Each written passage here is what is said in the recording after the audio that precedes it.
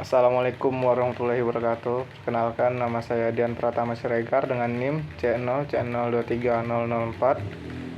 Di sini saya akan menyampaikan materi tentang penyelesaian sengketa bisnis dalam mata kuliah Aspek Hukum dalam Bisnis. Berdasarkan Kamus Besar Bahasa Indonesia, sengketa adalah sesuatu yang menyebabkan perbedaan pendapat, pertengkaran, atau perbantahan. Sengketa juga dapat diartikan sebagai pertikaian atau perselisihan. Sengketa bisnis adalah suatu perselisihan atau pertentangan yang terjadi antara pihak-pihak yang terlibat dalam kegiatan bisnis, seperti perusahaan, mitra bisnis, atau bahkan dengan pelanggan atau karyawan. Penyebab terjadinya sengketa. Yang pertama itu perbedaan pandangan atau pendapat orang-orang dengan latar belakang pengalaman hidup atau budaya yang berbeda, cenderung memiliki pandangan yang berbeda tentang suatu masalah. Yang kedua, tujuan atau kepentingan yang berbeda. Ketiga, dua atau lebih dari memilih tujuan atau kepentingan yang berbeda. Konflik dapat timbul karena masing-masing berusaha mencapai tujuan sendiri yang mungkin bertentangan dengan pihak lain. Yang ketiga, perbedaan nilai. Setiap individu atau kelompok memiliki nilai-nilai yang dipegang teguh. Ketika nilai-nilai ini bertentangan dengan nilai-nilai orang atau kelompok lain, perselisihan dapat terjadi.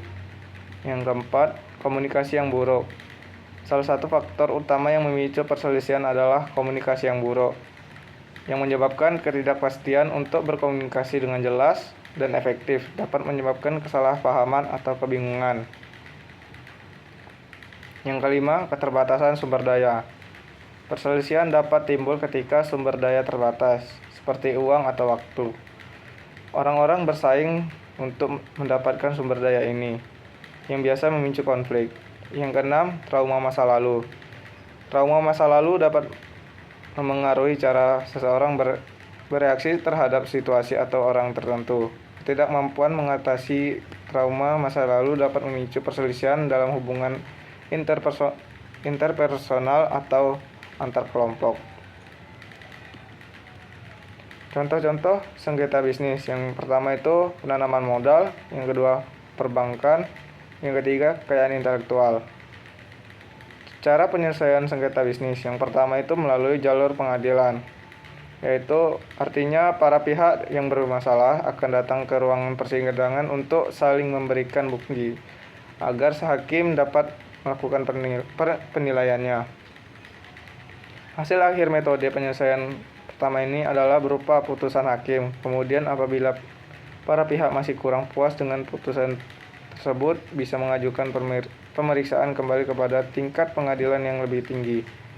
Yang kedua, penyelesaian sengketa alternatif. Metode kedua yaitu kebalikan dari cara penyelesaian yang melalui pengadilan.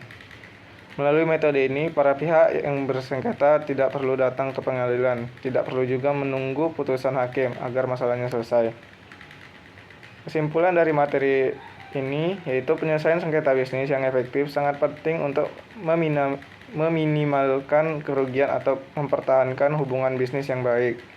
Dengan menggunakan metode atau strategi penyelesaian sengketa bisnis yang tepat, perusahaan dapat menyelesaikan sengketa bisnis dengan efektif dan meningkatkan reputasi perusahaan. Sekian dari saya tutup dengan wabillahi taufiq wal hidayah. Wassalamualaikum warahmatullahi wabarakatuh.